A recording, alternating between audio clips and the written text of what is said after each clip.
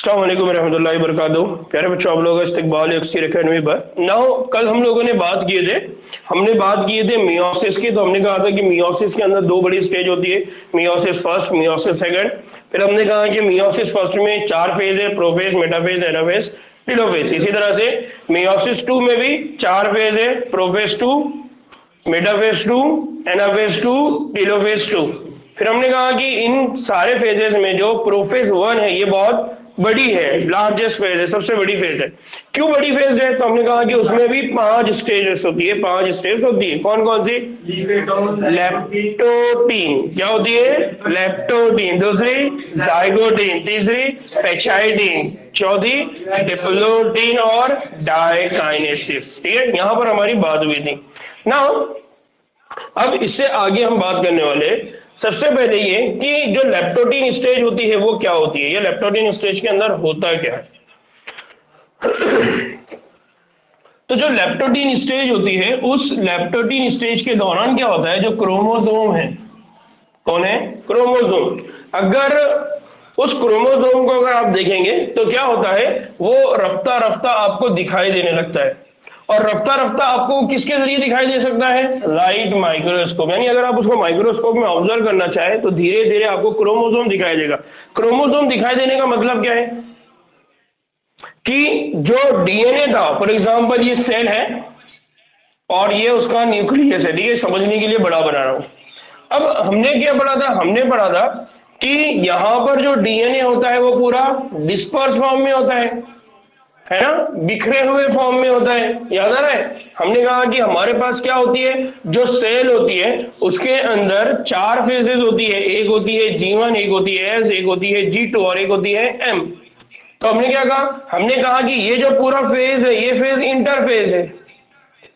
और इस इंटरफेस के दौरान क्या होता है, डीएनए की जो शक्ल होती है वो डीएनए की शक्ल कैसी होती है? डिस्पर्स, यानी बिखरा हुआ, पूरे धागे के बिखरा हुआ। लेकिन इस एम फेज में वो क्या हो जाता है?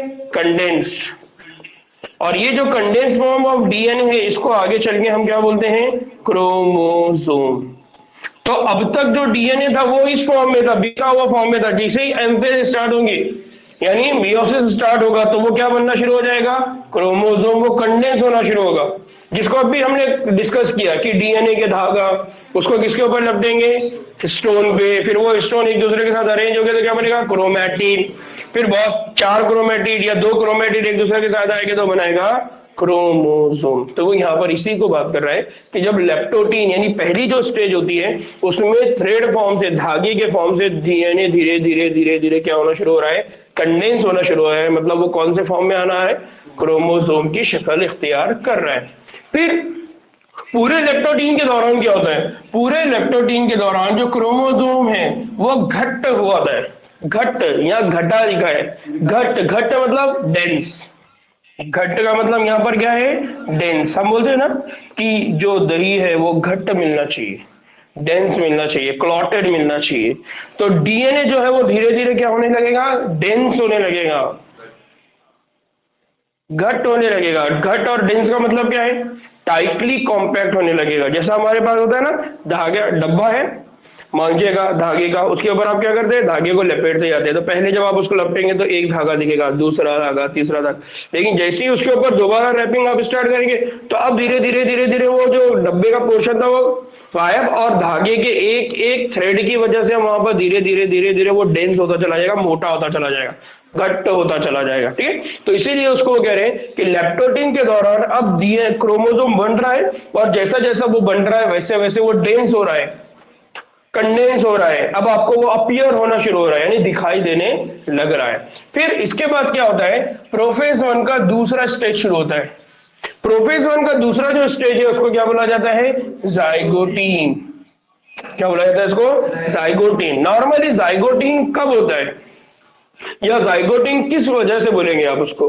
तो उसका एक जो रीजन है कि इस स्टेज के दौरान क्या होता है, क्रोमोसोम एक दूसरे के साथ जुड़े या जोड़े बनाना शुरू कर देते हैं। तो क्या हुआ, ये जोड़े क्यों बन रहे हैं?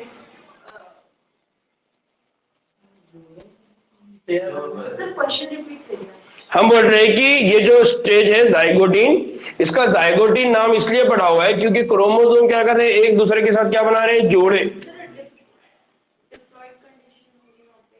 डिप्लॉयड कंडीशन होगी। डिप्लॉयड कंडीशन कहां से आई? यहाँ तो हम अभी फर्टिलाइजेशन की बात ही नहीं कर रहे हैं।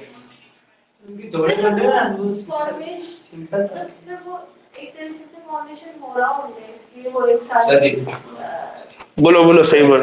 डिप्लॉयड कंडीशन, डिप्लीकेशन, रेप्लीकेशन, यहाँ क्या हुआ था?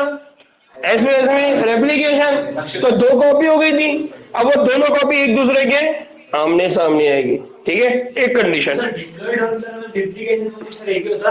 हाँ बहुत अच्छे। रेप्लीकेशन में एक ही कॉपी रहती है, एक कॉपी से क्या बन जाती है, दो।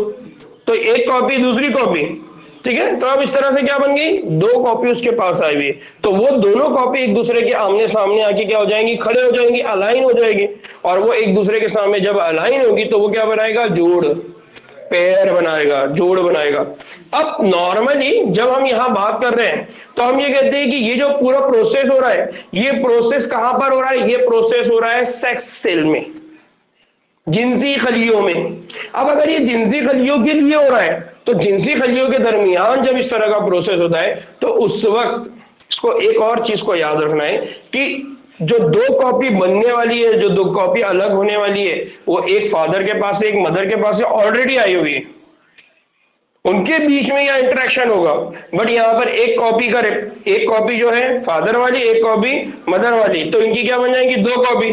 कल अगर आपको याद होगा तो मैंने कल भी एक बात शेयर किया था, होमोलोगस सिस्टर क्रोमैटिड और नॉन सिस्टर क्रोमैटिड। इसका मतलब यहां पर एक कॉपी नहीं है, दो कॉपी है, वो दोनों कॉपी का क्या बन गया, डुप्लीकेट। और वो दोनों भी एक दूसरे से क्या बना रहे हैं, जोड़ा, है ना।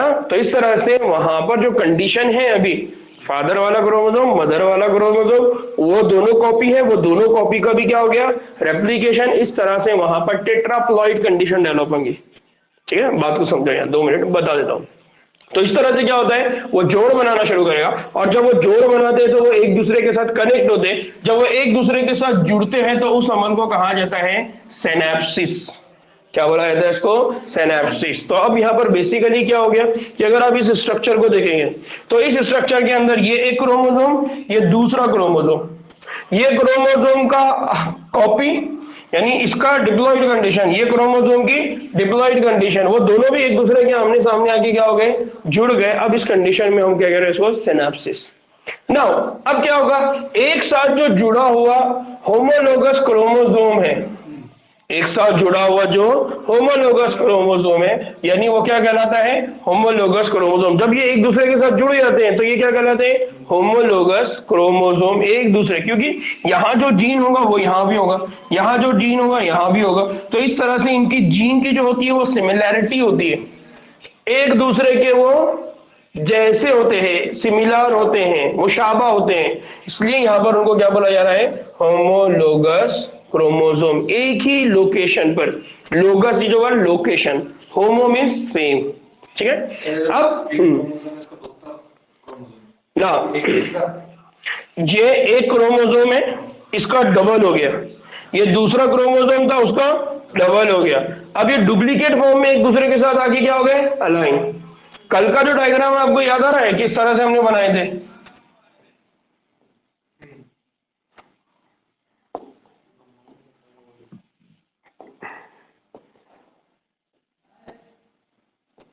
है ना, दो अलग अलग कलर के बनाए थे। इमरान मियां कल कलर की बात कर रहे थे, है ना। तो ये एक पेरेंट से आएगा, ये दूसरे पेरेंट से, ये आया फादर से, ये आया मदर से। पहले ये एक कॉपी थी उसका डुप्लीकेशन, ये एक कॉपी थी उसका डुप्लीकेशन। जब ये एक दूसरे के सामने आके अलाइन हो रहे हैं तो हम क्या कह रहे हैं उनको, होमोलोगस। ठीक है ना।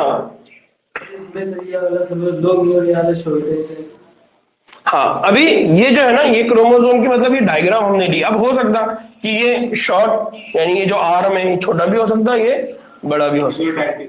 हाँ, हमने इससे पहले पढ़े ना क्रोमोसोम की शक्लें, याद आ रही है, हमने पढ़ा था क्रोमोसोम के अंदर मेटासेंट्रिक, सब मेटासेंट्रिक, टीलोसेंट्रिक और एक्रोसेंट्रिक। तो अलग अलग शक्लें बनती है क्रोमोसोम की। ठीक है, नाउ अब इस स्टेज को क्या कहेंगे? तो इस स्टेज को जब हम कहां पर ऑब्जर्व करते हैं? इलेक्ट्रॉन माइक्रोस्कोप में। तो ये बात मालूम होती है कि जो क्रोमोसोम है, तो क्रोमोसोम के अंदर जो सिनेप्सिस है एक पेचीदा साफ्ट के बनने के साथ साथ ही होता है, और उस पेचीदा साफ्ट को क्या कहा जाता है? सिनेप्टोनीमल कॉम्प्लेक्स। इसका मतलब ये है कि ये क्रोमोसोम और इस क्रोमोसोम को एक दूसरे के साथ जोड़ना ये इतना आसान नहीं है। ये जो जोड़ बन रहा है, ये जो सिनेप्सिस बन रहा है, ये इतना आसान नहीं है। इसको बनाने के लिए स्पेशल क्या चाहिए? इसको बनाने के लिए स्पेशल क्या चाहिए? पेचीदा साफ्ट चाहिए। पेचीदा साफ्ट का मतलब है कि यहां पर कुछ स्पेशल टाइप के कौन चाहिए? प्रोटीन्स। और वो सारे प्रोटीन्स को यहां पर क्या बोला जाता है? सिनेप्टोनीमल कॉम्प्लेक्स। सिनेप्टोनीमल कॉम्प्लेक्स मतलब वो कॉम्प्लेक्स, वो बंच ऑफ प्रोटीन जो सिनेप्सिस के लिए जिम्मेदार है, जो एक क्रोमोसोम को दूसरे क्रोमोसोम के साथ लाकर क्या कर देते हैं? जोड़ देते हैं। इसलिए यहां पर क्या बोला जा रहा है कि अगर हम इलेक्ट्रॉन माइक्रोस्कोप में देखते हैं तो हमको बहुत ना, अगर आप लाइट माइक्रोस्कोप में देखेंगे तो वो जो स्ट्रक्चर है हो सकता है कि आपको वो इतना क्लियर दिखाई ना दे। अगर आपको उसको इलेक्ट्रॉन माइक्रोस्कोप में देखेंगे तो आपको छोटी सी छोटी चीज भी वहां दिखाई देंगे। तो इलेक्ट्रॉन माइक्रोस्कोप में आप जब देखेंगे तो आपको वहां पर क्या देने दिखाई देगा? सिनेप्टोनीमल कॉम्प्लेक्स, जिसकी वजह से क्रोमोसोम के अंदर क्या हुआ है? सिनेप्सिस, वो एक दूसरे से आकर जुड़े हैं। बात क्लियर हुई? लेप्टोटीन में क्या था? धागे की तरह दिखने वाला स्ट्रक्चर। वो धागे की तरह दिखने वाला स्ट्रक्चर धीरे धीरे क्या होने लगा? कंडेंस होने लगा, डेंस होने लगा, घट्ट होने लगा, क्रोमोसोम की शक्ल इख्तियार करने लगा।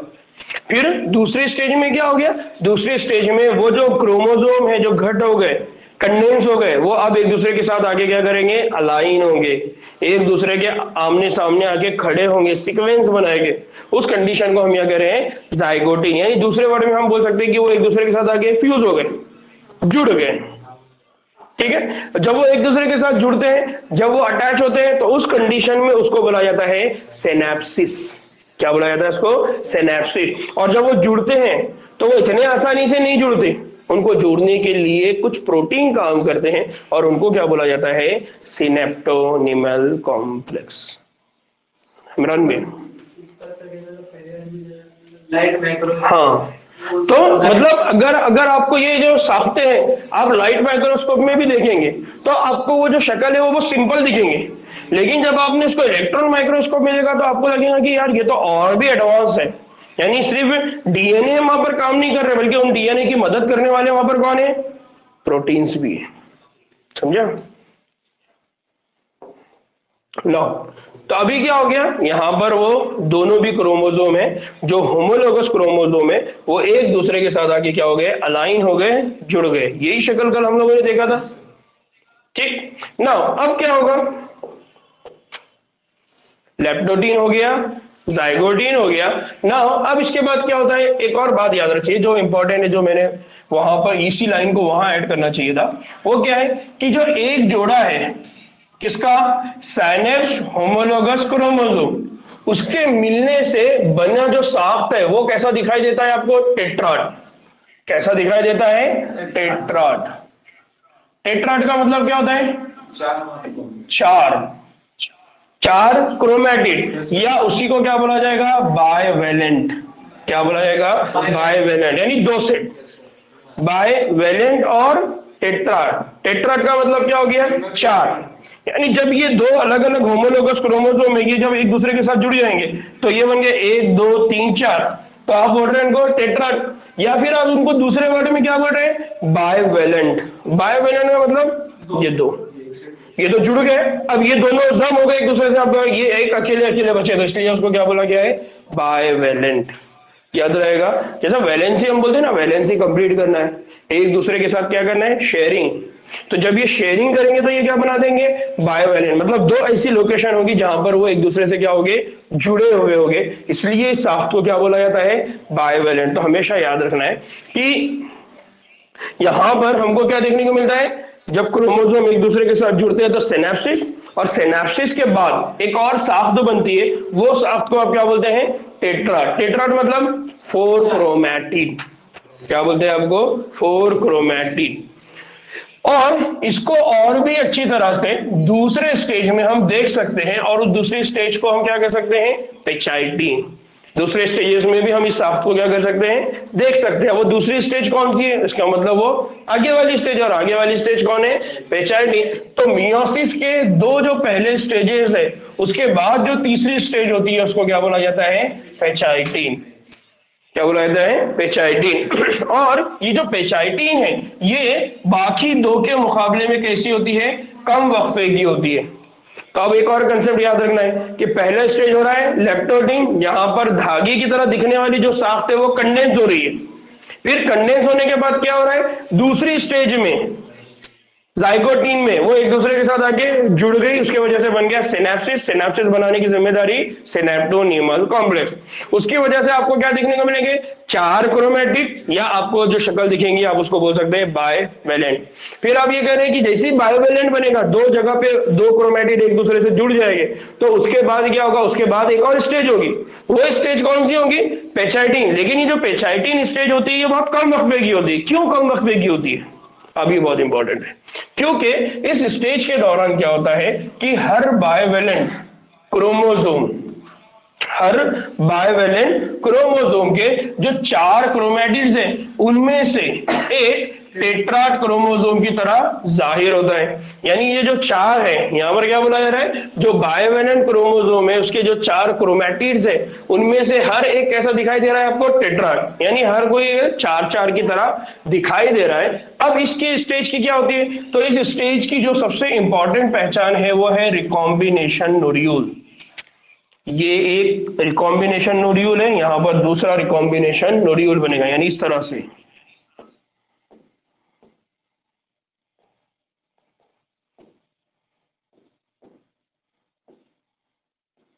तो ये क्या हो गया, रिकॉम्बिनेशन नोड्यूल। तो यहां पर बेसिक कंसेप्ट याद रखना है कि जब पेचाइटिन स्टेज होती है तो पेचाइटिन स्टेज में क्या बनती है, रिकॉम्बिनेशन नोड्यूल। और जहां पर भी रिकॉम्बिनेशन नोड्यूल बनेगा वो स्टेज को हम क्या बोलेंगे, पेचाइटिन।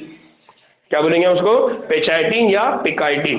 फिर ये वो जगह है जहां पर क्या होता है, जो होमोलोगस क्रोमोसोम है, यानी ये क्रोमोसोम और ये क्रोमोसोम, उसके जो नॉन सिस्टर क्रोमैटिड है, यानी ये क्रोमैटिड और ये क्रोमैटिड, ये एक दूसरे के लिए क्या है, नॉन सिस्टर, ये एक दूसरे के लिए क्या है, सिस्टर। तो ये नॉन सिस्टर क्रोमैटिड क्या करेंगे, इनके बीच क्या होगा, क्रॉसिंग ओवर।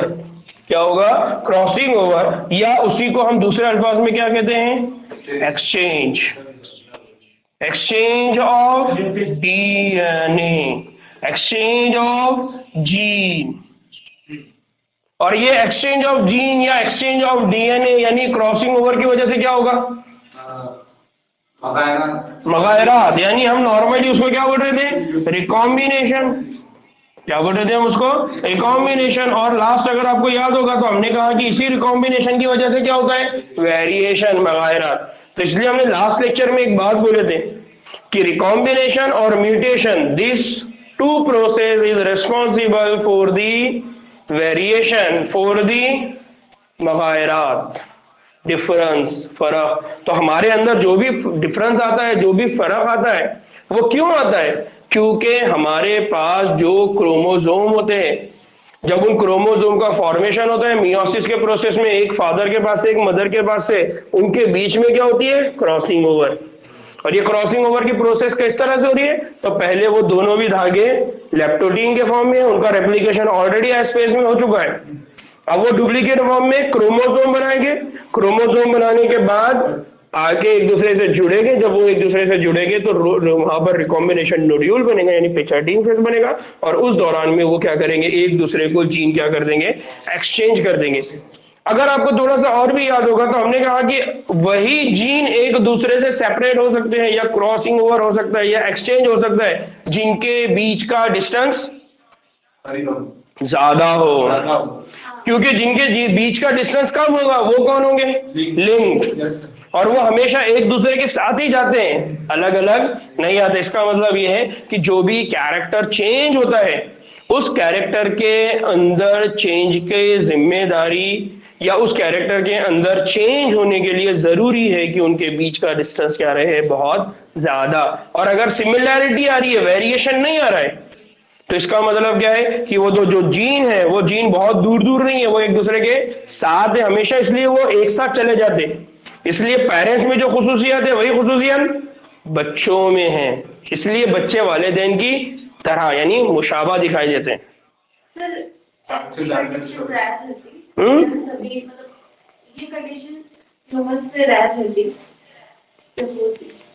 रेयर का मतलब ये होता है कि रिकॉम्बिनेशन की जो प्रोसेस होते हैं वो रिकॉम्बिनेशन के प्रोसेस जो होते हैं वो इतने फ्रिक्वेंटली नहीं होते, मतलब ज्यादा नहीं रहेगा, इसलिए हमको वेरिएशन क्या देखने को मिलते हैं, कम।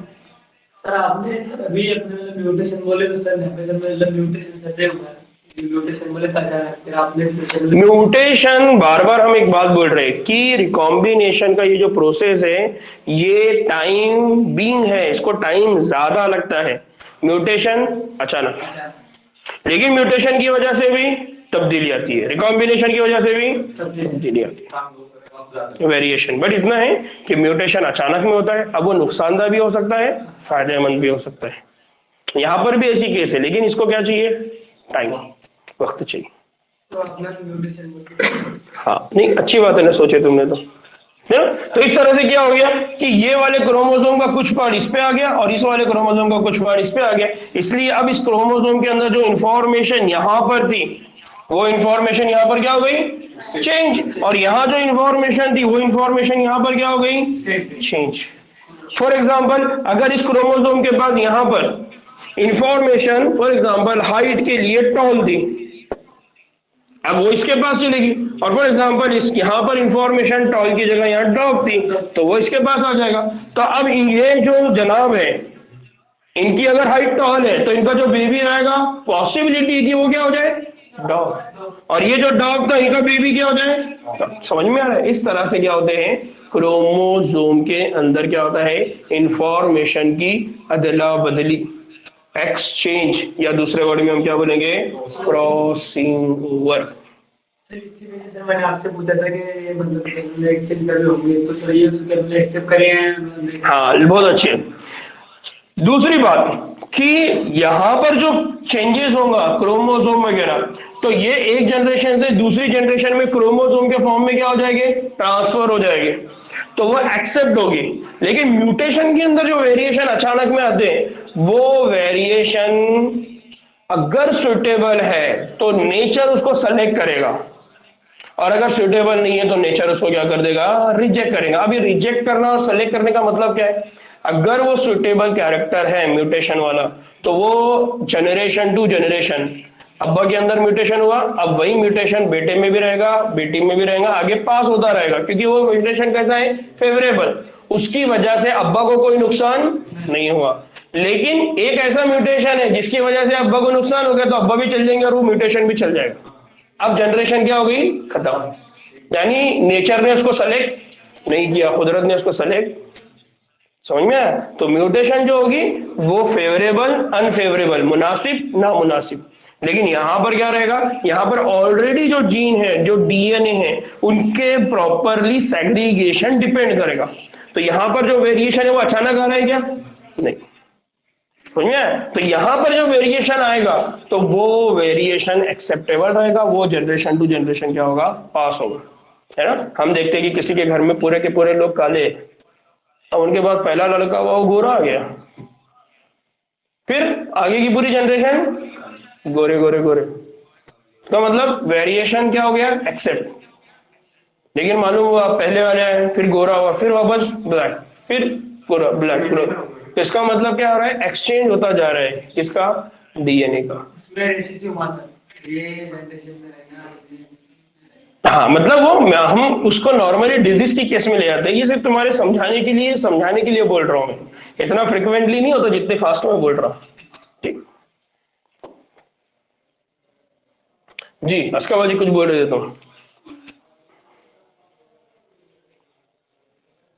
ना। अब उसके बाद क्या होता है, सिंपल एक और बात याद रखना है कि क्रॉसिंग ओवर के दौरान क्या होता है ना, यहां पर देखो ये सिनेप्सिस है ना, ये सिनेप्सिस बना, ये दूसरे से जुड़ गए, फिर ये बायोवेलेंट है ना, यानी ये दोनों एक दूसरे से जुड़ गए इस तरह से, और लास्ट यहां पर क्या हुआ, ये एक्सचेंज होगी ना। यहां पर एक और वर्ड है, वो क्या है, काइस्मेटा, काइस्मेटा फॉर्मेशन। हाँ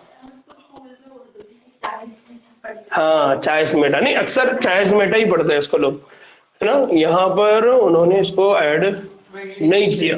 नो, अब एक और चीज कि यहाँ पर जो क्रोमोसोम है जब एक दूसरे के साथ जुड़ते हैं तो यहाँ पर जो क्रॉस स्ट्रक्चर बनता है उसको क्या बोला जाता है, काइस्मेटा। इसको आमतौर पे कहा जाता है काइस्मेटा फॉर्मेशन या काइज्मा फॉर्मेशन। क्या बोला जाता है इसको, काइज्मा फॉर्मेशन। तो जिसको हमने बोला ना रिकॉम्बिनेशन नोड्यूल, यहाँ पर वो एक दूसरे से जुड़े हैं, उसी को क्या बोला जाता है, काइज्मा। काइज्मा मतलब क्रॉस, ठीक है। तो यहां पर आपको क्या देखने को मिलता है, काइज्मा फॉर्मेशन। कब देखने को मिलता है काइज्मा फॉर्मेशन, जब कौन सी स्टेज होती है, पेचाइटिन, पेकाइटिन, ठीक है, यानी क्रॉसिंग ओवर जब हो रहा है तब। नाउ अब हम क्या कहते हैं कि क्रॉसिंग ओवर के दौरान क्या होता है, क्रॉसिंग ओवर के दौरान जो होमोलोगस क्रोमोसोम है उनके बीच में क्या होता है, जो जेनेटिक मटेरियल है यानी जो डीएनए है उसकी क्या होती है, रद्दो बदल, यानी क्या होती है, एक्सचेंज, जो बात हम ऑलरेडी बोल चुके। फिर क्रॉसिंग ओवर की क्या होता है, अब ये बहुत इंपॉर्टेंट है, इसको याद रखिए, बहुत इंपॉर्टेंट है, एग्जाम में पूछा जाता है कि जो क्रॉसिंग ओवर है ये भी एक एंजाइम मेडिएट प्रोसेस है। एंजाइम मेडिएट प्रोसेस मतलब एंजाइम के जरिए होने वाला अमल। और यहां पर जो एंजाइम काम करता है उस एंजाइम का नाम है रिकॉम्बिनेस। क्या नाम है, रिकॉम्बिनेस। इसका मतलब यह है कि यहां पर जब डीएनए की अदला बदली होती है, एक्सचेंज होती है, रद्दो बदल होती है, तो वो काम को स्पीड में करना है। और वो काम कौन करता है, रिकॉम्बिनेस। इसलिए हमने बोला कि जो पेकाइटिन है बहुत थोड़े वक्फे के लिए, स्मॉल टाइम के लिए, लेस टाइम के लिए, फ्यू मिनट्स, फ्यू सेकंड्स के लिए होने वाली स्टेज है, ठीक है। तो सबसे छोटी स्टेज, सबसे कम वक्त में होने वाली स्टेज कौन है, पेकाइटिन। और सबसे कम वक्त में कौन सा काम हो रहा है, रिकॉम्बिनेशन, अदला बदली।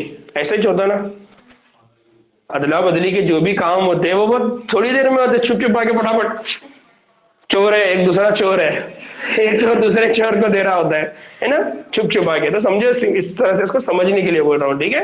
नाउ अब ये जो क्रॉसिंग ओवर है, क्रॉसिंग ओवर दो क्रोमोसोम्स के बीच में, दो क्रोमोसोम्स के बीच में या दो क्रोमोसोम के बीच पर जेनेटिक मटेरियल के क्या करते हैं, रिकॉम्बिनेशन की क्या करती है, नुमाइंदगी। यानी जब हम क्रॉसिंग ओवर बोलते हैं तो क्रॉसिंग ओवर का दूसरा मतलब क्या है, रिकॉम्बिनेशन। और रिकॉम्बिनेशन का मतलब क्या है, एक्सचेंज ऑफ डीएनए। और जब हम एक्सचेंज ऑफ डीएनए कहते हैं तो इसका मतलब क्या है, दो जीन ट्रांसफर हुए, दो क्रोमोसोम के बीच में क्या ट्रांसफर हुए, जीन्स। इसीलिए हमने लास्ट टाइम में मैंने एक बात हम लोगों ने पढ़ा था, क्या पढ़ा था कि जब जेनेटिक मैप बनाना होता है तो जेनेटिक मैप बनाने के लिए किसका इस्तेमाल किया जाता है, रिकॉम्बिनेशन फ्रीक्वेंसी। रिकॉम्बिनेशन फ्रीक्वेंसी से क्या मालूम पड़ेगा, अगर दो जीन एक्सचेंज हो रहे हैं इसका मतलब उनके बीच का डिस्टेंस ज्यादा है, और दो जो जीन हैं वो एक्सचेंज नहीं हो रहे तो उनके बीच का डिस्टेंस बहुत कम है। यानी अगर आपके पास कोई टमाटो है या कोई आपके पास एप्पल है या कोई बनाना है और उसकी स्टडी आप कर रहे हो, उसका जेनेटिक मैप आप बना रहे हैं, आपके पास जो बनाना था वो येलो कलर का था, और येलो कलर के साथ कंसीडर कर लीजिए कि उसकी लेंथ जो थी वो 10 सेंटीमीटर, मीटर पे आ रहा था मैं, ठीक है। अब क्या हुआ, आपने क्या करे, उसको क्रॉस करवाए एक दूसरे बनाने से जिसका कलर है ग्रीन और उसकी हाइट है 5 सेंटीमीटर।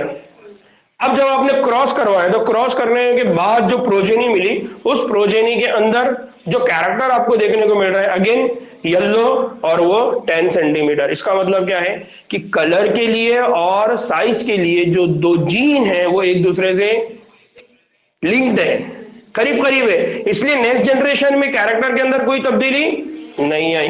अगर फॉर एग्जाम्पल अगर वहां पर जो नया बनाना बनता, नया जो केला बनता, उसकी हाइट होती 5 और उसका कलर रहता येलो, क्या मतलब क्या है कि डीएनए क्या हो गया, एक्सचेंज। और इससे आपने कंक्लूजन क्या निकाले कि हाइट के लिए जो जीन है वो और कलर के लिए जो जीन है वो दोनों भी एक दूसरे से दूर है, इसीलिए वो आसानी से क्या हो गए, एक दूसरे से अलग, सेग्रीगेशन, अलहदगी।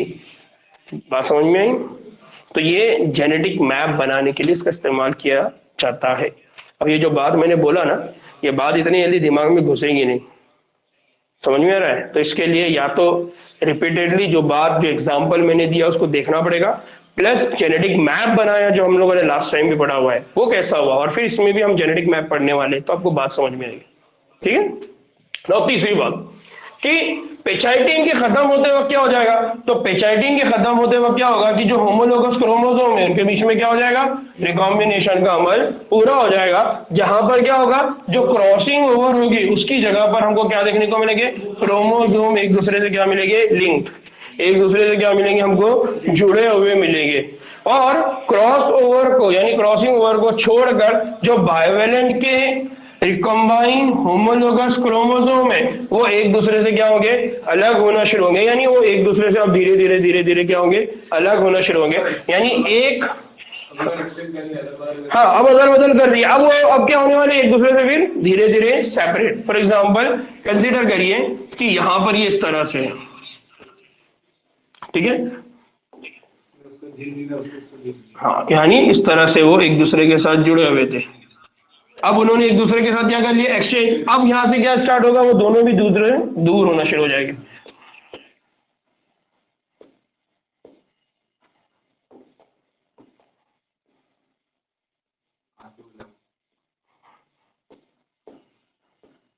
ठीक है, तो ये एक दूसरे से क्या हो रहे हैं, धीरे धीरे सेपरेट हो रहे हैं। तो ये सिर्फ आखिर के एंड के ऊपर एक दूसरे के साथ क्या है, जुड़े हुए हैं। अब जब ये प्रोसेस होता है जिसके अंदर क्या होता है कि ये दोनों क्रोमोसोम को एक दूसरे से सेंटर से धीरे धीरे धीरे अलग करेंगे और कहां पर जाएंगे, एंड पर। कहां पर जाएंगे, पोल पर, लास्ट एंड पर। पूरी तरह से अलग नहीं, हाँ अभी पूरी तरह से अलग नहीं होंगे, अभी धीरे धीरे अलग होंगे ना।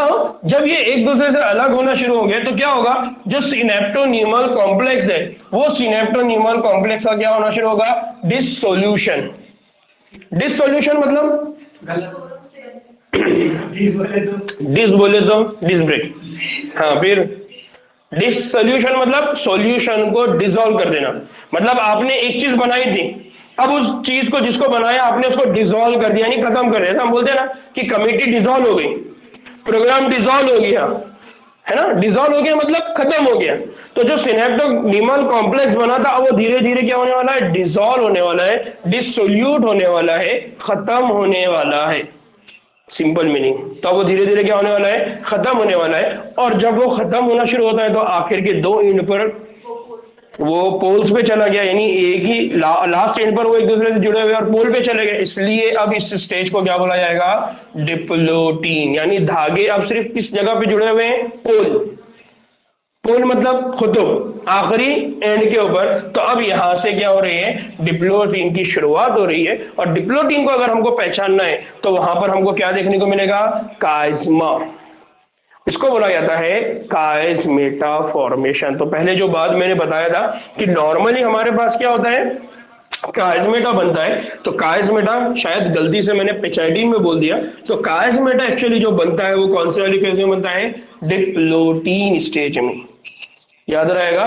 तो बेसिकली पहले क्या हुआ, लेप्टोटीन, फिर जाइगोटीन, फिर पेचाइटिन, अब क्या हो रही है, डिप्लोटीन।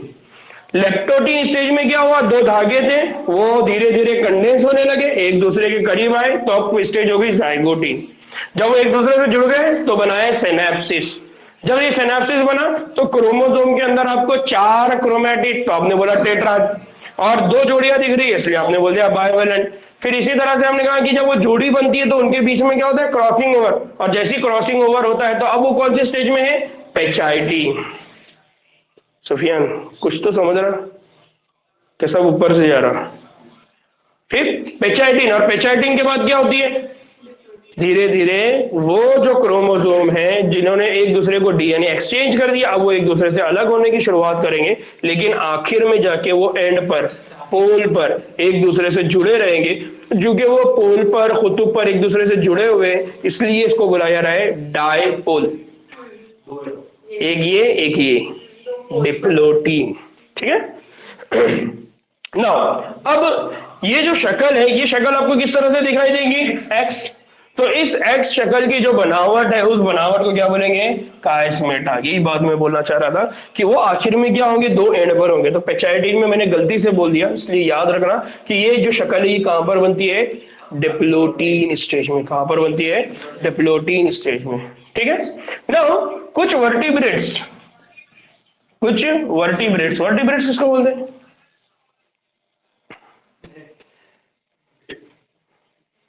भूख लगी क्या इमरान, है ना। और वो ब्रेड भी ब्रेड है, वो ब्रेड्स नहीं है ना। वर्टिब्रेट्स मतलब, वर्टिब्रेट्स हम कौन है, इनवर्टिब्रेट्स है या वर्टिब्रेट्स है।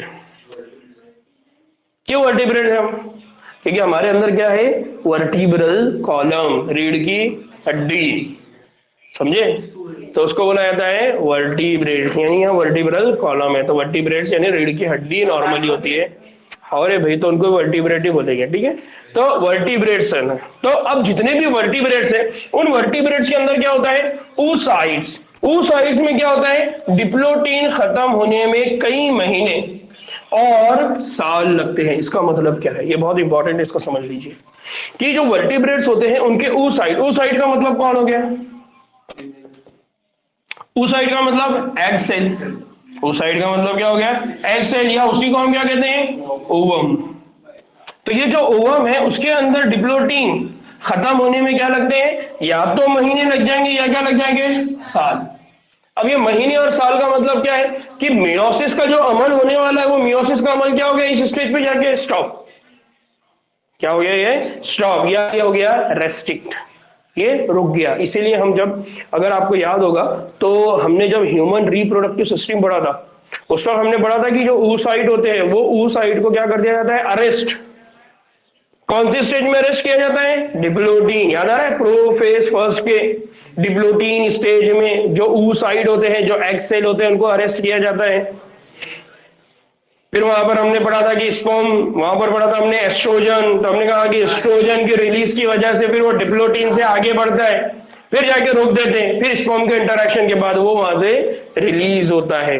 तो अब क्या करना है, आपने एक छोटा सा काम ये करना है कि जब आप ये पूरा प्रोसेस oocyte वाला पढ़ रहे हैं तो ये जो कंसेप्ट है, ये जो एक लाइन में ये जो कंसेप्ट है, इसको अगर आपको समझना है तो आपको ह्यूमन रिप्रोडक्टिव सिस्टम के अंदर oogenesis वाले पॉइंट को पढ़ना है। ऑनलाइन वालों, बात समझ में आ रही है मेरी, अक्सा, फातिमा, सफिया, ताहिरा और अहमद, ठीक है, मेरी बात समझ में आ रही है। आपने क्या करना है, जो हमारा 12th का तीसरा जो चैप्टर है ह्यूमन रिप्रोडक्टिव सिस्टम, उसके अंदर स्पेसिफिक पॉइंट है oogenesis, वहां जाना है आपने और इसको पढ़ना है। तो आपका ये कंसेप्ट क्लियर हो जाएगा कि जो वर्टिब्रेट्स है या जो स्पेशली मैमल्स वगैरह है उनके अंदर क्या होता है, जो oocyte होता है, जो एग सेल होता है, जो ओवम होता है, उसको कहाँ रोक दिया जाता है, डिप्लोटीन। और ये डिप्लोटीन स्टेज खत्म होने में यहाँ महीने भी लग सकते हैं और साल भी लग सकते हैं। हाँ इमरान, पीछे बात कर रहे थे G1 G2, उसमें सर तुमने बोले 24 घंटे में सब प्रोसेस होता है, 25 घंटे लगते हैं। तो सर इसका भी वैसे नहीं, इसका वैसा नहीं है। वो जो प्रोसेस हो रहा था वो हम माइटोसिस के मामले में एक सेल का डिवीजन जो हो रहा था, तो हमने कहा कि टोटल 24 आवर लगते हैं। 24 घंटे में से 23 घंटे किसको लगते हैं, इंटरफेस, और सिर्फ 1 घंटा किसको लगता है, एमफेस। तो यहाँ पर भी वैसे ही है, लेकिन यहाँ पर क्या होगा, यहाँ पर वो प्रोसेस 1 घंटे में खत्म होने के बजाय पूरी तरह से खत्म नहीं होगा, वहां पर हो सकता है कि क्या लग जाए, इसको महीने लग जाए या साल, क्योंकि प्रोफेज के डिप्लोटीन स्टेज में ये क्या हो गया, प्रोसेस रुक गया, स्टॉप हो गया। ठीक है, तो इन केस ऑफ कौन से सेल की बात हो रही है, सेक्स सेल, जिनसी खलिया, गैमेट्स, वहां पर ये बात हो रही है। तो इसीलिए हम कहते हैं ना oogenesis, मतलब ये जो अमल होगा वर्टिब्रेट, दो बात आ गई सर, हाँ, कुछ महीने कुछ साल। तो महीने और साल का मतलब क्या है कि कुछ महीने होंगे या फिर वो आगे बढ़ के कहां तक जा सकते हैं, साल, है ना। अभी आप लोग आगे चल के पढ़ेंगे कि अभी सबसे बड़ा जो इशू हमारे पास है वो इसी तरह के इश्यूज है, जैसे ना कि डिफरेंट टाइप के इशू। अगर आपको याद होगा तो हमने रिप्रोडक्टिव हेल्थ में भी ये टॉपिक्स पढ़ा था कि जो फीमेल्स है, फीमेल्स के अंदर ये जो बड़ी प्रॉब्लम्स है, उन बड़ी प्रॉब्लम्स में ये बड़ी प्रॉब्लम्स हो गई कि पीसीओडी, पीसीओएस, इस तरह की जो नई नई बीमारियां डेवलप हो रही है, एग का डेवलपमेंट नहीं होता, फ्यूज नहीं होता, डिवाइड नहीं होता, इस तरह के बहुत सारे इश्यूज। हाँ तो ठीक है, तो ये उसकी बात हो रही है यहाँ पर। तो कुछ जगह पे इस तरह क्या होता है कि जो oocyte होता है वो डिप्लोटिन स्टेज में जाके कई महीनों और सालों में स्टॉप हो जाता है, यानी वहां फर्टिलाइजेशन का प्रोसेस भी फिर क्या होगा, डिले होगा। ठीक है। नाउ अब जो कायस्मेटा है कुछ देर के बाद क्या हो जाएगा, वो कायस्मेटा भी धीरे धीरे धीरे क्या हो जाएगा, यानी वो जो डायपोल पे वो दो अटैच थे वो भी क्या हो जाएगा, एक दूसरे से अलग हो जाएगा। तो कायस्मेटा क्या होगा, कायस्मेटा के खत्म होते ही क्या होगा, प्रोफेज यानी मियोटिक प्रोफेज 1 का आखिरी स्टेज शुरू होगा, और वो आखिरी स्टेज क्या रहेगा, diakinesis.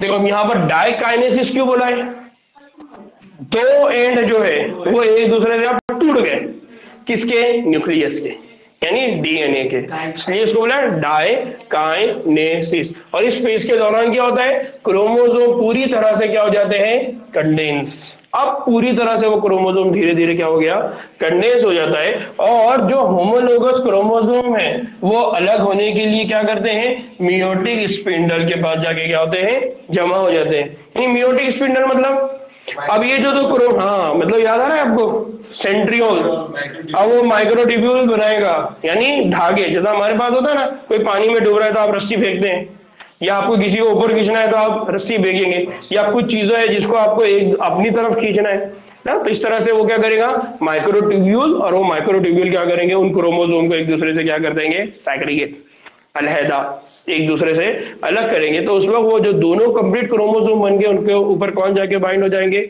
Mitotic spindle, sorry meiotic spindle.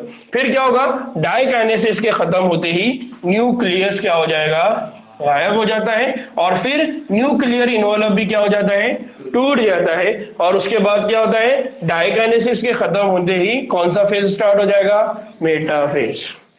अब थोड़ी देर के लिए माइटोसिस में जो प्रोफेज हमने पढ़ा था, क्या पढ़ा था हमने, प्रोफेज, माइटोसिस में हमने पढ़ा था ना प्रोफेज, वहां पर हमने क्या पढ़ा था कि डीएनए कंडेंस होता है, न्यूक्लियोलस धीरे धीरे गायब होता है, न्यूक्लियर मेम्ब्रेन धीरे धीरे टूट जाती है, फिर जो बाकी के ऑर्गेनल है वो सब भी क्या हो जाते हैं, गायब। तो अब वहां पर हमने प्रोफेज में ये सिंपल पढ़ा था, लेकिन यहां जब प्रोफेज 1 हो रही है तो इस प्रोफेज 1 में एक तरफ तो न्यूक्लियर मेम्ब्रेन टूटते जा रही है, धीरे धीरे बाकी के ऑर्गेनल गायब भी हो रहे, साथ ही साथ यहां पर टीन यानी धागा, थ्रेड, वो थ्रेड क्या होते जा रहा है, धीरे धीरे कंडेंस होने के साथ साथ वो एक दूसरे के साथ क्या हो रहा है, अलाइन, जुड़ रहा है, जुड़ने के साथ साथ वो एक दूसरे से क्या कर रहे हैं, एक्सचेंज, और एक्सचेंज करने के बाद फिर वो एक दूसरे से दोबारा क्या हो रहे हैं, अलग हो रहे हैं, डिप्लोटिन, और लास्ट में फिर वो एक दूसरे से पूरी तरह से जब अलग हो जाएंगे, तो जैसे ही वो पूरी तरह से अलग हो गए तो पूरा क्रोमोसोम कंडेंस फॉर्म में आ जाएगा, और जैसे पूरा क्रोमोसोम कंडेंस फॉर्म में आ गया, इसका मतलब प्रोफेज 1 क्या हो रही है, खत्म। बात समझी क्या, ऊपर से गया है ना। तो अब इसको समझने का दूसरा जो सबसे बड़ा तरीका है वो ये है कि जितनी बातें हम लोगों ने पढ़े इसको घर जाके आपने आज ही पढ़ना है, और बहुत ईमानदारी से पढ़ना है, रुक रुक के धीरे धीरे जो सीक्वेंस हो रही है, एक पेन लो, कॉपी लो, उसके ऊपर लिखो कि यार लेप्टोटीन हुआ, लेप्टोटीन में क्या हुआ, ज़ाइगोटीन में क्या हुआ, पिचाइटिन में क्या हुआ, डिप्लोटीन में क्या हुआ, डाइकाइनेसिस में क्या हुआ, आपको क्या समझ में आ रहा है, मैंने जो बोला उससे आपको क्या बात समझ में आ रही है, किस तरह से ये प्रोसेस, तब जाके ये पूरा कंसेप्ट क्लियर होगा। हालांकि ये प्रोफेज 1 है, सिंपल है, माइटोसिस की तरह ही है, लेकिन फर्क इतना है कि वहां पर सिर्फ एक क्रोमोसोम था, यहां पर दो दो क्रोमोसोम की डबल कॉपी बन के फिर वो एक्सचेंज हो रहा है, तो फिर क्या होता, हम बहुत ज्यादा क्या हो जाते हैं, कंफ्यूज। तो उस कंफ्यूजन को दूर करने का बेहतरीन तरीका यही है कि आप एक रफ पेज लो, पेन लो, जो स्टेज हो रही है उसको बार बार लिखते जाओ कि लैप्टोटीन में क्या हुआ, फिर ज़ाइगोटीन में क्या हुआ, फिर पेचाइटिन में क्या हुआ, फिर डिप्लोटीन में क्या हुआ, फिर डाइकाइनेसिस। अब ये 5 फेज में क्या हुआ ये तो समझ में आ गया, लेकिन ये 5 फेज किसकी है, प्रोफेज 1। इसका मतलब ये सारे काम किसके हुए, प्रोफेज 1। फिर प्रोफेज 1 में ये सारे काम के साथ और कौन से काम हुए, तो न्यूक्लियर मेम्ब्रेन भी टूटेंगी, न्यूक्लियर मेम्ब्रेन अगर टूटेंगी तो ऑर्गेनल भी सारे गायब हो जाएंगे, न्यूक्लियोलस भी गायब हो जाएगा। इसका मतलब अब न्यूक्लियर मेम्ब्रेन खत्म हो गया। इसका मतलब प्रोफेज अब यहाँ पर क्या हो गई, खत्म हो गई। अब जो स्टार्ट होगी वो फेज कौन सी रहेगी, मेटाफेज। इस तरह से जो सेल है वो प्रोफेज 1 से कहां पर चला जाएगा, मेटाफेज 1। साइटोप्लाज्म तो बाकी रहेगा ना, अभी सिर्फ डिवीजन किसका होगा, सॉरी कौन ब्रेक डाउन होगा, न्यूक्लियस, न्यूक्लियर मेम्ब्रेन। और बाकी के जितने भी ऑर्गेनल्स है वो सब अजूचे जितने भी वो सब क्या हो गए, गायब। मंसूर भाई क्या समझा, कैसा ऊपर ऊपर से जा रहा है, क्या ऊपर से गया, क्या नहीं समझ में आया। देखो अब मैं दोबारा यहां समझा रहा हूं, इसको ध्यान दो। हमने क्या बोला, मैंने लास्ट भी जब ये स्टार्ट किया था तब भी मैंने ये बोला था कि जब ये स्टेजेस कंप्लीट होगी तो हम दोबारा डायग्राम देखेंगे। हमने क्या बोला कि क्या हो रहा है, लेप्टोटीन स्टेज। लेप्टोटीन स्टेज में क्या हो रहा है, ये जो धागे हैं क्रोमोसोम के वो एक दूसरे के साथ क्या हो रहा है, कंडेंस। जब वो कंडेंस होने लगेंगे तो क्या होगा, प्रोफेज की बिगिनिंग के दौरान में वो क्या हो रहे हैं, कंडेंस हो रहे हैं, यानी घट्ट बन रहे, डेंस हो रहे। तो अब ये धीरे धीरे इस तरह से क्या हो रहे हैं, कंडेंस हो रहे हैं। कंडेंस होने के बाद वहां पर क्या होगा, सिनेप्सिस, यानी ये जो धागे हैं ये एक दूसरे के साथ क्या करना शुरू करेंगे, जुड़ना शुरू करेंगे। जुड़ना शुरू करेंगे मतलब वो एक दूसरे के साथ क्या करेंगे, अलाइन। यहां देखिए यहां से वो अलाइन हो रहे हैं एक दूसरे के साथ, यहां से वो अलाइन हो रहे है ना, धीरे धीरे ये अलाइन इस तरह से हमारे पास क्या होती है ना, ये जिप है फॉर एग्जांपल। तो जैसे जैसे आप नीचे नीचे लेके जाएंगे तो ये जो जिप है ये एक दूसरे से क्या होती जाएगी, जुड़ते हैं। आपकी बैक की चेन है उसको इस तरह से लेकर जाएंगे आप, तो धीरे धीरे धीरे धीरे तो ये एक दूसरे के साथ क्या होते जाएंगे, जुड़ते जाएंगे, यानी उनके बीच में क्या बनेगा, सिनेप्सिस। ठीक है, उसके बाद सिनेप्सिस होने के बाद क्या होगा, पेचाइटिन, यानी जाइगोटिन के बाद कौन होगी, पेचाइटिन। और इस पेचाइटिन में क्या होगा कि यहाँ पर ये जो एक स्ट्रक्चर हम बता रहे हैं उसके बीच में क्या हो गया, क्रॉसिंग ओवर, एक्सचेंज। ठीक है, तो अब यहाँ पर क्या स्टार्ट हो गया, क्रॉसिंग ओवर, डीएनए क्या हो गया, एक्सचेंज। और ये जो डीएनए एक्सचेंज होगा ये किसके बीच में होगा, सिस्टर में होगा या non sister, non sister chromatid. ये दोनों एक दूसरे के लिए सिस्टर है, ये दोनों एक दूसरे के लिए सिस्टर है, लेकिन ये दोनों एक दूसरे के लिए कौन है, नॉन सिस्टर। यानी ब्लू और रेड ये एक दूसरे के लिए नॉन सिस्टर, लेकिन blue blue sister, red red sister. फिर उसके बाद कौन सी स्टार्ट होंगी, डिप्लोडीन, कि फिर वो दोबारा एक दूसरे से अलग हो रहे। दिख रहा है ये बीच में,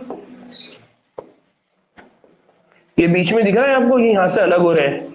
अलग होते होते सिर्फ ये इस एंड पे बचे हुए, जुड़े हुए, है ना। तो अब इस स्टेज को क्या बनेंगे, सिनेप्सिस क्या होने वाला है, एंड होने वाला है। और वहां पर दोबारा क्या होना, काइज्मा, यानी वो डिप्लोटीन रिकॉम्बिनेंट पोल वो आपको दिख रहा है, सॉरी रिकॉम्बिनेंट नोड्यूल आपको दिखाई दे रहा है। और फिर लास्ट में क्या होगा, डायगानेसिस, वो दोनों भी एक दूसरे से आगे चल के क्या हो जाएंगे, प्रोफेज एंड होगी, यानी न्यूक्लियर मेम्ब्रेन क्या हो जाएगी, डिसइंटीग्रेट। तो देखो ये न्यूक्लियर मेम्ब्रेन है ना, यहाँ पर देखो न्यूक्लियर मेम्ब्रेन, यहाँ देखो, यहाँ देखो, यहाँ देखो और यहाँ देखो, न्यूक्लियर मेम्ब्रेन क्या हो रही है, धीरे धीरे टूट रही है।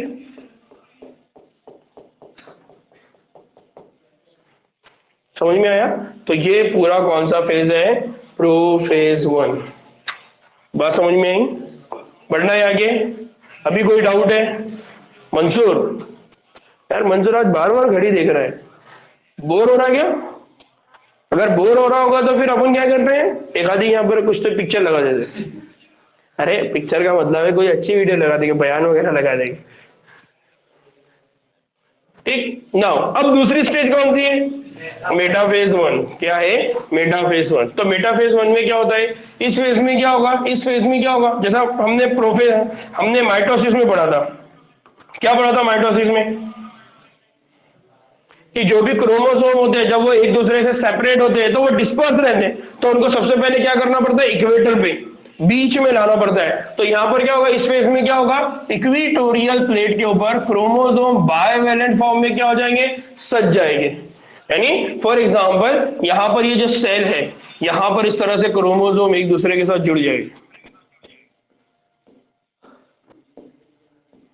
है ना। ये स्ट्रक्चर ऐसा क्यों बना रहा हूं मैं, सर वो बाद में जरा मतलब बीच के, हाँ मीन्स हम उसको यहाँ से पुल करेंगे, तो पुल करने की वजह से उनके जो आर्म है वो आर्म एक दूसरे के क्या आ जाएंगे, आजू बाजू बाजू। तो हमने कहा था कि वो जो आर्म है वो माइटोटिक, यानी जो उनका सेंट्रियोल है उसके अपोजिट में, और सेंट्रल की साइड में होता है, सॉरी सेंट्रो सेंट्रोमियर किस साइड में होता है? सेंट्रियोल की तरफ। और जो बायवेलेंट यानी जो क्रोमेटिड होती है वो सेंट्रियोल से अपोजिट। यहां पर कौन होगा? सेंट्रियोल, बराबर। यहां कौन होगा? सेंट्रियोल। अगर आपको याद आ रहा होगा तो हमने पढ़ा था सेंट्रोजोम। सेंट्रोजोम याद आ रहा है? सेंट्रोजोम क्या बनाता है? Microtubule protein. ये जब खींचने लगेंगे तो ये जो सेंट्रोजोम है, सेंट्रोजोम बोल दिया, सेंट्रोमियर, ये जो सेंट्रोमियर है, और ये कौन है? क्रोमेटिड। तो ये क्रोमेटिड इस सेंट्रियोल के क्या है? अपोजिट। और ये जो सेंट्रोमियर है इस सेंट्रियोल के है सेम डायरेक्शन। ये इसके तरफ आ रहा है और ये उसके अपोजिट डायरेक्शन में चला गया। तो इस तरह से ये अरेंजमेंट होती है। और जब ये एक जगह आके अरेंज होते हैं तो हम इसको बोलते हैं इक्विटोरियल प्लेट। इसको हम क्या कहते हैं? Equatorial plate. या हम दूसरे वर्ड में बोल सकते हैं कि बीच में, दरमियान में आके ये सब क्या हो जाएंगे? अलाइन हो जाएंगे। फिर उसके बाद क्या होगा? स्पिंडल के जो अपोजिट पोल है उससे क्या बनेंगे? माइक्रोट्यूब्यूल्स। और वो क्या करेंगे? होमोलोगस क्रोमोसोम के जोड़े से क्या हो जाएंगे? जुड़ जाएंगे। तो ये एक होमोलोगस क्रोमोसोम है, ये दूसरा होमोलोगस क्रोमोसोम है। तो इस तरह से होमोलोगस क्रोमोसोम को एक दूसरे से क्या करेंगे? सेपरेट करेंगे। देखो अब एक बात समझना, ये बहुत इंपॉर्टेंट है। क्या? कि मियोसिस 1 के मेटाफेज 1 में जो क्रोमोसोम एक दूसरे से अलग होते हैं वो क्रोमोसोम होते हैं होमोलोगस क्रोमोसोम। कौन से होते हैं? Homologous chromosome. अब मैं ये बात क्यों इतना स्पेस से बोल रहा हूं, ये बात आपको आगे समझ में आएगी। लेकिन अभी सिर्फ इस बात को याद रखना कि मेटाफेज 1 में जो क्रोमोसोम अलग होते हैं एक दूसरे से वो कौन होते हैं? Homologous chromosome. होमोलोगस क्रोमोसोम मतलब सेम, जिनकी इंफॉर्मेशन कैसी रहेंगी? सेम। मींस जो एक दूसरे से कैसे बने? रेप्लिकेशन। ठीक है। नाउ दूसरा कि यहां पर जो फेज होती है उसके बाद वो होती है एनाफेज। और एनाफेज में क्या होगा? एनाफेज में ये होगा कि अब ये दोनों को वो क्या करेगा? पुल करेगा, खींचना शुरू करेगा। तो होमोलोगस जो क्रोमोसोम है वो अलग हो जाते हैं, जबकि सिस्टर क्रोमैटिड अपने सेंट्रोमियर से जुड़े होते हैं। अब बात को याद रखो कि ये एक दो, ये एक दूसरे के लिए क्या है? Sister chromatid. और सिस्टर क्रोमैटिड हमेशा कहां पर होंगे? Homologous chromosome. सर यहाँ पे सर आप बोल रहे हो खींचना, सर अपन ने सर पीछे सर मतलब खींचने की बात करें तो मतलब वो सर मतलब दो की जोड़ी अलग अलग हो गई। हाँ, इधर सर ये चार मिल जाए। बहुत बढ़िया। इसीलिए मैंने ना यहाँ पर बहुत जोर और स्ट्रेस देकर बोला कि यहाँ जो सेपरेशन हो रहा है वो किसका हो रहा है? होमोलोगस। और यहाँ जो सेपरेशन हो रहा है उस सेपरेशन में क्या है? Sister chromatid. और वो सिस्टर क्रोमैटिड अभी कहाँ जुड़ी हुई है? सेंट्रोमियर। होमोलोगस का मतलब क्या है? हाँ, अभी टेट्राड कौन सा वाला टेट्राड है? ये टेट्राड नहीं है, ये टेट्राड नहीं है। टेट्राड कब बना था? जब दो क्रोमोसोम एक दूसरे से आगे इस तरह से जुड़े थे। बायोवेलेंट कब बोल रहे थे? जब वो एक दूसरे के साथ जुड़े हुए थे तब हम उनको बायोवेलेंट बोल रहे थे, या हम क्या बोल रहे थे? टेट्राड। ठीक है। हम यहां पर उनको, इससे पहले हमने सिर्फ उनको होमोलोगस बोला, उस वक्त हमने टेट्राड नहीं बोला था। बात समझ में आ रही है? दूसरी चीज कि ये जो होमोलोगस क्रोमोसोम है, इस होमोलोगस क्रोमोसोम में कौन है? Sister chromatid. मींस मैंने पहले भी बोला कि ये सेंट्रोमियर है, इसकी ये जो क्रोमैटिड है ये एक दूसरे के लिए क्या है? सिस्टर। लेकिन ये और ये एक दूसरे के लिए क्या है? Non sister. तो जब ये सेपरेट होगा, भले ही इनके बीच में क्या हो चुका? एक्सचेंज। एक्सचेंज होने के बाद ये सेट अलग है, ये सेट अलग है। इसके पास इसकी कुछ इंफॉर्मेशन है, इसके पास इसकी कुछ इंफॉर्मेशन है, लेकिन अब ये दोनों एक दूसरे से अलग हो गए। अब इस इंफॉर्मेशन के साथ हम इसको बोल रहे हैं होमोलोगस, इसको बोल रहे हैं होमोलोगस। और इसके पास जो क्रोमैटिड है उसको हम बोले सिस्टर क्रोमैटिड। इसके पास जो क्रोमैटिड रहेंगे उसको बोलेंगे हम सिस्टर क्रोमैटिड। और इन दोनों की जो क्रोमैटिड है उनको हम क्या बोलेंगे? Non sister chromatid. सर उसमें एक्सचेंज हुआ तो सिस्टर ही। हाँ, एक्सचेंज होने के बाद भी हम उसको क्या बोलेंगे? सिस्टर। सिर्फ क्या तब्दीली आई? डीएनए की कुछ इंफॉर्मेशन चेंज हुई। वो पूरा चेंज हो गया क्या? नहीं। बात समझ में आ रही है? सिर्फ दुपट्टा चेंज हो गया, समझा? सिस्टर का। ठीक। नाउ अब एक और बात समझना, prophase 1 then metaphase 1 then anaphase 1। Now अब उसके बाद क्या स्टार्ट होगा, टीलोफेज। क्या स्टार्ट होगा, टीलोफेज 1। कौन सा स्टार्ट होगा, टीलोफेज 1। बात समझ में आ रही है? ये बात इतनी जल्दी समझ में नहीं आएगी जितने बार मैं पूछ रहा हूं। मेरे को भी मालूम है कि तुम लोगों को कितना समझ में आ रहा है, लेकिन फिर भी मैं बार बार इसलिए पूछ रहा हूं ताकि तुम्हारा कॉन्फिडेंस बहाल हो सके। ठीक है, बहाल बोल रहा हूं इमरान, बाहर नहीं। बहाल होना मतलब बहाल, बाहर नहीं बोल रहा। बहाल करना मतलब, अरे अपने को मोलो का मारी गया रे, कैसे उर्दू वाले बोलकर। हाँ बोलो ना, बहाल करना मतलब बढ़ावा देना, आजाद करना, ये सब होता है बहाल करना, है ना। दोबारा उसके उस हालत में लेकर आना, दोबारा उसी हालत में लाने को बोला जाता है बहाल। बहाल, हाल, हालत, हाल याद है तो बहाल। ठीक है। नाउ अब टीलोफेज 1 में क्या हो रहा है, टीलोफेज 1 में यह होगा कि जो न्यूक्लियर मेम्ब्रेन है और जो न्यूक्लियस है वो दोबारा क्या हो जाएंगे, मौजूद हो गए, यानी दोबारा बनना शुरू हो जाएंगे। क्योंकि यही बात हमने कहां पढ़े, माइटोसिस के टीलोफेज में, याद है।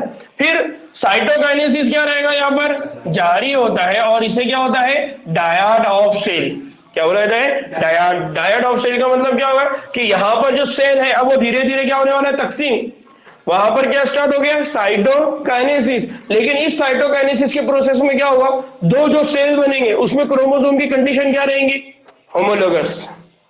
क्या रहेंगे, होमोलोगस क्रोमोसोम, मतलब 4 क्रोमैटिड उनके पास रहेंगे। लेकिन ये होमोलोगस की 4 क्रोमैटिड सिस्टर, इसकी सिस्टर, इस तरह से। ठीक है, यहां तक के बहुत सारे मौके पर क्रोमोसोम इधर उधर क्या हो जाते हैं, बिखर जाएंगे। यानी वापस से कौन सी फेज में आ रहा है, कंडेंस से डीकंडेंस, है ना। दोबारा वो धागा बनने वाला है, दोबारा वो, ठीक है। तो अब क्या होगा, इंटरफेस मरकजे में, यानी मरकजा जो बहुत ही ज्यादा क्या होता है, फैला होता है, वहां तक भी नहीं पहुंच पाता है। यानी अभी यहां पर क्या होगा कि कंप्लीट फेज नहीं होंगे। यानी इंटरफेस क्या होगा, यहां पर क्या हो रहा है, इंटरफेस। इंटरफेस का मतलब क्या होती है,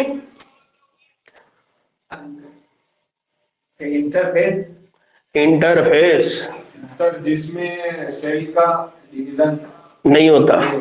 मतलब कौन सी होती है फिर वो, G1S G2, उसको बोलते हैं ना हम इंटरफेस, है ना। तो अब क्या होता है, और इंटरफेस मरकजा जो बहुत ही ज्यादा फैला होता है वहां तक भी पहुंच नहीं पाता, यानी यहां पर इंटरफेस नहीं होती। और फिर क्या होता है, दो मियोटिक डिवीजन के दरमियान एक वक्फा आता है जिसको क्या कहा जाता है, इंटरकाइनेसिस। काइनेसिस मतलब कैरियोकाइनेसिस, न्यूक्लियर डिवीजन।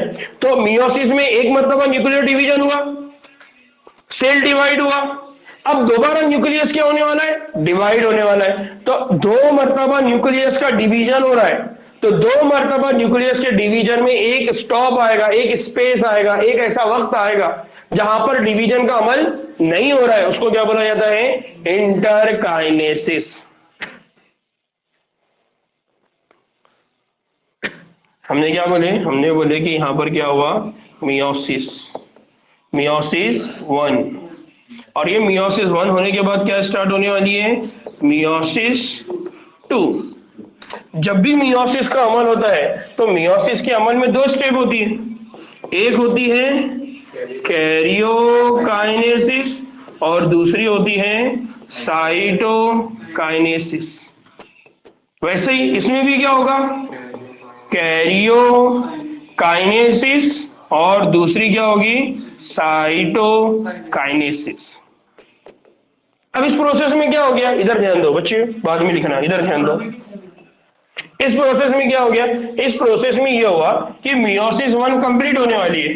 तो मियोसिस 1 कंप्लीट होने वाली मतलब क्या कंप्लीट होने वाला है, कैरियोकाइनेसिस, न्यूक्लियर डिवीजन यहाँ क्या होने वाला है, कंप्लीट। और न्यूक्लियर डिवीजन के बाद कौन सा प्रोसेस होगा, साइटोकाइनेसिस। लेकिन साइटोकाइनेसिस के खत्म होने से पहले कौन सा स्टेज स्टार्ट हो जाता है? मियोसिस 2। यानी मियोसिस 2 का कौन सा वाला स्टेज स्टार्ट हो गया? कैरियोकाइनेसिस।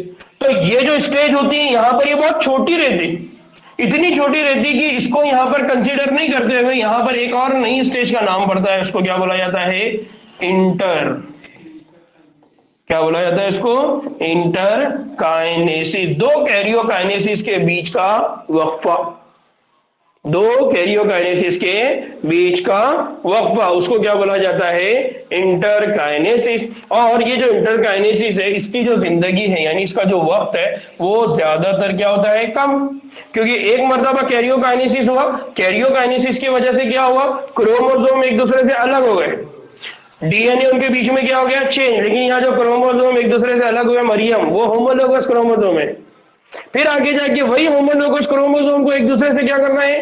अलग करना है। यानी अब सिस्टर सिस्टर को अलग करना है। समझ में आया? तो अब यहां पर क्या हो गया? क्रोमोसोम अलग हो गया। तो इंटरकाइनेसिस के दौरान क्या होगा? डीएनए का अपनी तरह का दूसरा डीएनए नहीं बनता, क्योंकि हमने पढ़ा हुआ है कि इंटरकाइनेसिस में डीएनए का डिवीजन होने वाला है, लेकिन इंटरकाइनेसिस में यहां रेप्लिकेशन नहीं होगा। रेप्लिकेशन का अमल कहां हो चुका ऑलरेडी? S phase. इसका मतलब यह है कि मियोसिस के अमल के दौरान मियोसिस 1 मियोसिस 2 के बीच में डीएनए का कोई रेप्लिकेशन का अमल नहीं होता। यानी इंटरकाइनेसिस में कोई डीएनए का रेप्लिकेशन नहीं होता। क्यों ऐसा बोल रहे हैं? इसको बार बार याद रखो कि जब हम इंटरफेस बोलते हैं और जब हम इंटरकाइनेसिस बोलते हैं तो दोनों टर्म एक जैसे दिखते हैं, इंटर इंटर, इसलिए बच्चे अक्सर कंफ्यूज हो जाते हैं। तो इंटरकाइनेसिस में सिर्फ न्यूक्लियस का डिवीजन होगा, या हम बोलेंगे कि दो न्यूक्लियस के डिवीजन के बीच का वो क्या छोटा सा वक्फा, लेकिन उस दौरान में डीएनए की कोई रेप्लिकेशन। जबकि इंटरफेस जो है ये दो सेल के डिवीजन है, दो सेल बनने का अमल है, उसके बीच का जो वक्फा है वो है इंटरफेस, और उस दौरान में डीएनए की क्या बनती है? कॉपी, डुप्लीकेशन, रेप्लिकेशन होता है। ठीक है। लास्ट इंटरकाइनेसिस के फौरन बाद प्रोफेस 2 की शुरुआत हो जाती है, और प्रोफेस 1 के मुकाबले में ये बहुत आसान होती है। तो प्रोफेस 1 के मामले में हमने पढ़ा कि प्रोफेस 1 ज्यादा बड़ी होती है और प्रोफेस 2 उसके मुकाबले में बहुत छोटी होंगी, कम वक्त के लिए होंगी। ठीक है। तो अब ये मियोसिस है, ये माइटोसिस है। तो अब यहां पर क्या हो गया? दो कॉपी, ये एक दूसरे से अलग हो गए, ये एक दूसरे से अलग हो गए। अब ये एक सेल है, ये दूसरा सेल है। तो यहां तक जो अमल हो गया वो अमल कौन सा है? मियोसिस 1। अब आगे चल के कौन से आने वाला है? मियोसिस 2, और मियोसिस 2 के अंदर अभी क्या हो जाएगा? सेपरेट। तो अब यहां पर क्या हो गया? यहां पर दो अलग अलग सेल बन गए, दो अलग सेल के अंदर दो न्यूक्लियस है। अब वो न्यूक्लियस के अंदर क्या स्टार्ट होगा? डिवीजन। ऑलरेडी यहां पर रेप्लिकेशन की जरूरत है क्या? नहीं, ऑलरेडी इनकी क्या बनने वाली है? Copies, homologous. समझ में आ रहा है बात? कल हम मियोसिस 2 की बात करेंगे, और मियोसिस 2 कल हमारा जब खत्म होगा तो ये चैप्टर भी हमारा क्या हो जाएगा? यहां पर खत्म हो जाएगा। सुफियान मियां, घर जाओ, चेहरे पे पानी मारो, 2-3 चाय पियो, और ये पूरी वीडियो दोबारा देखो। ठीक है। स्लो करके देखो, फास्ट करके देखो, लेकिन कल मैं इसके सवालात करूंगा तो मेरे को उसके सारे जवाब चाहिए। सफिया, फातिमा, अक्सा, बच्चों आप लोगों को समझ में आ रहा है क्या? ठीक, चलिए दुआ में याद रखिए। अस्सलाम वालेकुम रहमतुल्लाहि बरकातहू।